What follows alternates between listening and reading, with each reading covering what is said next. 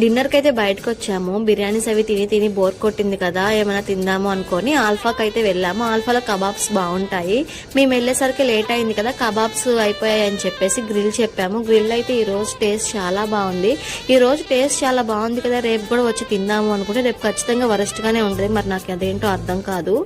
ఆల్ఫాలో నేను ఖచ్చితంగా మైనస్ కోసమే వస్తాను. ఎన్నిసార్లు అడిగినా కూడా ఛార్జ్ చేయకుండా మైనస్ ఎన్నిసార్లు కావాలంటే అన్నిసార్లు ఇస్తాను. నాలా మైనస్ కోసం మాత్రమే ఆల్ఫాకి వెళ్ళే వాళ్ళు ఎవరైనా ఉంటే కామెంట్ చేయండి.